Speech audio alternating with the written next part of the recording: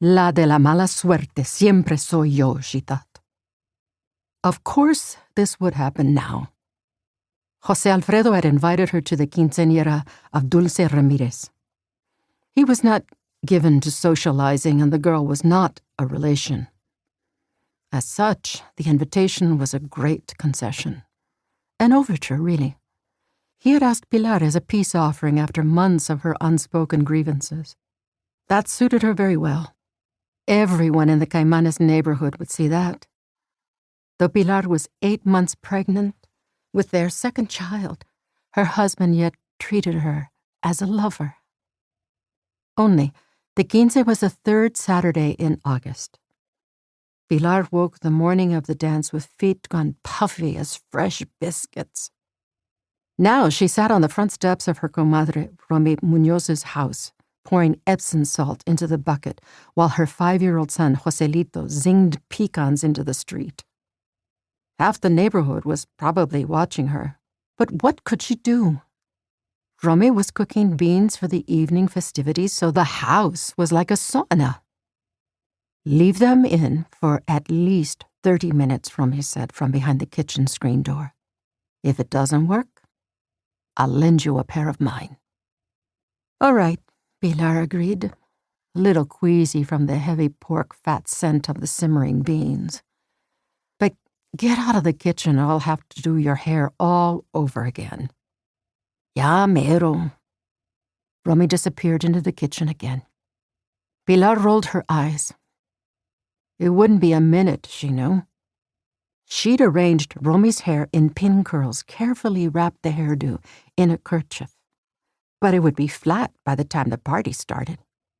Romy, so clever at organizing and problem-solving, siempre era descuidada about her appearance. Romy simply didn't care about how she looked. True, she was 47, 2 decades older than Pilar. Maybe you stopped caring in middle age.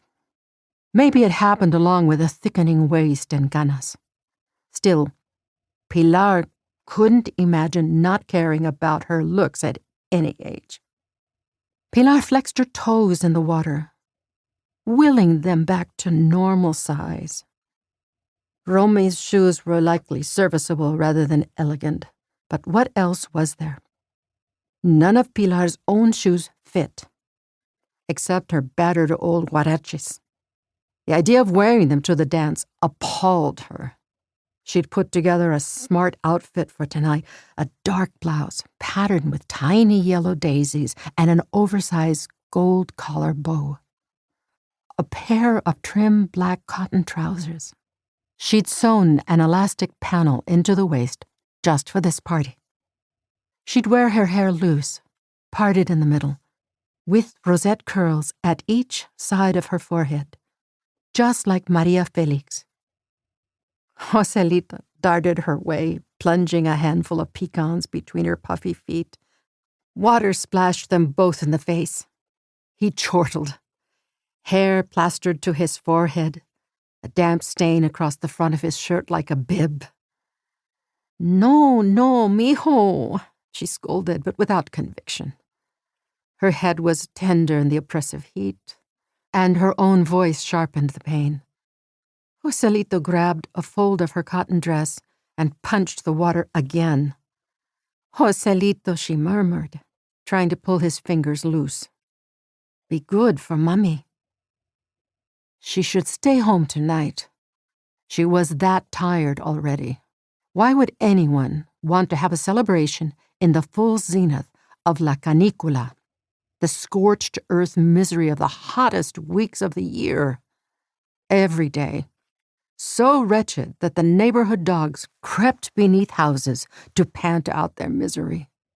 The sky, so eye-wateringly brilliant it wasn't even blue, but a fierce yellow-white. No, she must go, or José Alfredo would not invite her again. He would say, I asked, you said no.